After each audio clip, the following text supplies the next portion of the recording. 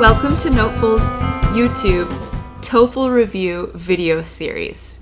Each week, someone from NoteFull is going to be reviewing student work, either speaking or writing. My name is Lauren, and today I'm going to be focusing on writing. So for those of you who have never participated, we really encourage you to do so. It's a great chance for you to get your work reviewed. So if you'd like to find out how to do that, remember, stay tuned until the end where I describe exactly what you're going to need to do.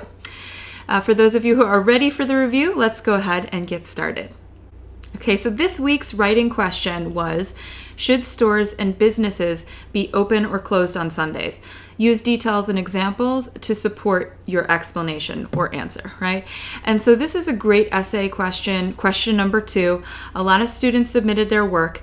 So the student that I'm going to be focusing on today actually didn't include his or her name. So I don't know if it's a male or female student, but this essay was a really great submission because it provides us with an opportunity to discuss something that a lot of students tend to overlook for writing. And I think that students overlook it because we get so much time for the writing section, right? So time management is going to be our topic of discussion today. And the reason I bring this up with this particular student's essay is because this student actually included a little notation at the bottom of his or her essay that explained how many minutes he or she spent on this piece of writing. And so I thought it was a really great opportunity for us to sort of bring this out and to teach you guys exactly why time management is important for writing, how to do it, and how to sort of improve over time if this is a weak point for you. So let's just take a look at the student's essay as a whole, and we'll start to discuss the time management beyond that point. Okay, so this is the student's essay. You can see it in its entirety. It's a little bit small, so for those of you who are using a small YouTube screen, you may want to make it a little bit larger so you can read all of this student's great work. And I just wanted to show it to you guys so that you get a sense of what this essay looks like, in a sense, as well.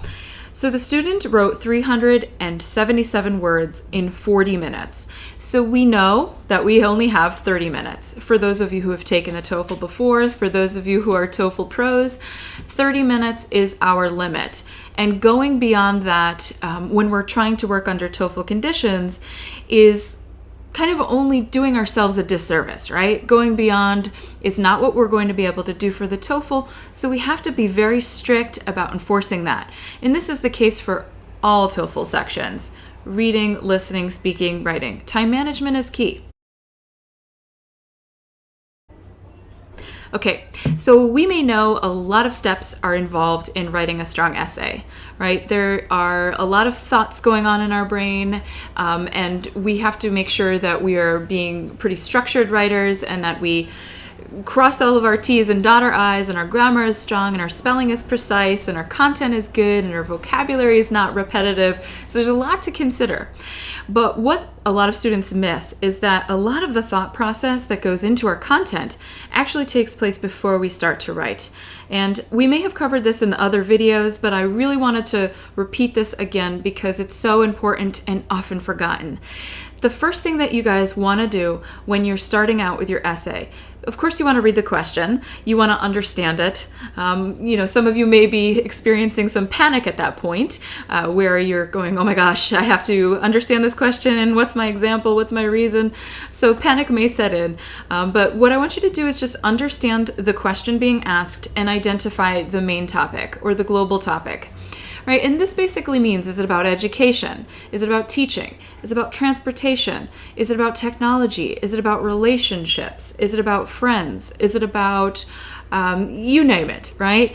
There's a number of different topics. The reason why we are going to do that is because if we determine the topic, then it'll be much easier for us to sort of loosely think of a specific experience that falls under that sort of broader topic, right? So this particular question is about, should businesses be open, right? Or should we should businesses be open on Sunday, right? And or should they not be, right? So this kind of global topic may have to do with businesses. It may have to do with recreation. It may have to do with entertainment, right? There are a number of things that you can sort of think about when you're thinking of global topics here, because you're thinking about what you do on Sundays, right? What are the specifics of your Sundays? So that's kind of how you want to look at it. Needless to say, the time management is our focus today. So I just wanted to demonstrate this is something you should do pretty quickly, but it should also be a part of your brainstorming period. I just needed to outline that for you guys so you understood exactly what kind of steps are involved. Right, so once you have developed your, or you identified your main topic, start to move on to the brainstorming step. And that's kind of what I started to do. I started to think about what I specifically do on Sundays. You know, for me, it's my day off. It's actually my first day off of the week. It's my weekend. So that's valuable to me. I study on those days. I go to hang out with friends on those days. So these are the kinds of thoughts I'm thinking. Once I start to set up some specific examples that have actually happened, real experiences, you know, real concrete things, not just kind of vague sort of general ideas, but real specifics. What did I do last Sunday, for example? What did I do a couple Sundays ago? Sort of use those real specific details to help me brainstorm. The next step is going to be to sort of jot down a couple of notes in my outline, right? All of this seems like a lot of thought, right? A lot of you may be saying, well, I'm supposed to type. I'm going to run out of time if I don't start typing immediately. But I want you guys to really make this conscious effort to resist that temptation and just do exactly what I'm doing here. Brainstorm, think through it, and then outline on a piece of paper. You know, you have that scratch paper, use it. And then once you've done that, within about a 3-minute period, it's time to then move on to the typing. All right, so you can see that's our step 3. The starting to type, we have 4 minutes to work on our introduction. And I want you to be very strict about this. A lot of students spend far too much time here, all right? And the reason I think they do this is because they want to really make a nice introduction that's sort of creative and shows our excellent writing abilities, but this is not something we want to do, right? 4 minutes maximum. Cut yourself off if you're going beyond that point. Next, our body paragraph 1, body paragraph 2. We're going to spend the exact same amount of time here, all right? Ideally, they should be around the same length. Ideally, they should have a similar sort of structure. Right, and so the amount of time you're going to take here is 9 minutes, and that's it. Don't go beyond this. Moving on, going to the conclusion, you're going to just be spending a couple of minutes here, right? Super, super short, just kind of reiterating what you said with a final suggestion, right? So nothing really involved or well thought out.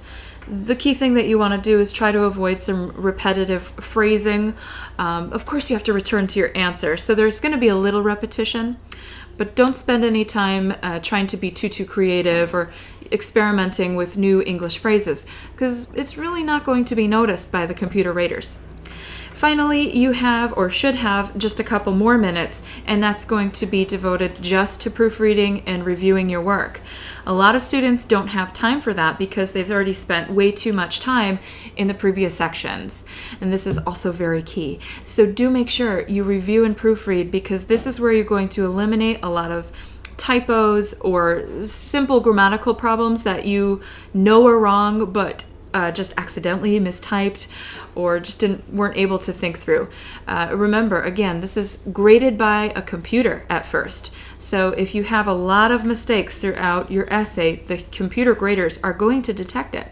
So do be sure to spend a little bit of time there.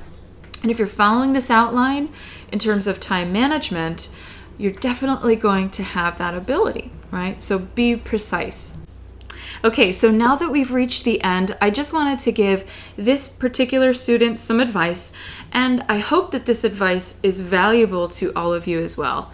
So we focused on time management today. A couple of additional points to help you through your examples. Avoid unreal conditionals and hypothetical situations. What I mean by this is, let's not say, if I do blah, blah, blah, then this will happen. Or if we did blah, blah, blah, then this will happen. General experiences and unreal conditionals, hypothetical situations they're good to kind of transition. But remember, don't waste your time on these, because that's not going to be where the vocabulary comes out. It's not going to be where you're going to expand. The final thing, well, we talked about truth. We talked about thinking of exactly what happens on Sundays to be able to support the answer to this question. We also talked about timing, and that was our main point today. So the final point, this student's essay would receive a 24 out of a 30, and that's pretty good for a lot of students, right? A 24 is excellent if you want to become a pharmacist, or if you're looking for high-level scores in general, right? But the problem is this student, again, worked for 40 minutes. So you have to kind of consider that. Is this essay really worth 24 points if we spent 30 minutes? It might not be, right? It might actually have more mistakes, more errors. It might not even have as much content as it did. So just consider that, how important time management is. This score would probably lower if the student only spent 30 minutes. Now, so how do you submit your work for next week? For those of you who never have, we have a forum at NoteFull where we post questions each week for both writing and speaking. There's a bunch of other help there which you can use, so be sure to join. All you have to do is sign up. It's free, and you can go ahead and submit your work, again, for free. Depending on whatever questions we're submitting that week, go ahead and respond. You'll see a lot of great work there, and there's a growing community, so there are a lot of students who are starting to use it regularly. It's really exciting to see it grow, and I know that you guys are going to contribute some great work to it. So that link is going to be in the description box below, and if you have any problems with that, go ahead and send us an email. So if you like this video, be sure to like it, give it a thumbs up, which you'll see below. Subscribe to our channel because we post these every week, and go ahead and stay tuned next week. Thank you, bye-bye, and good luck.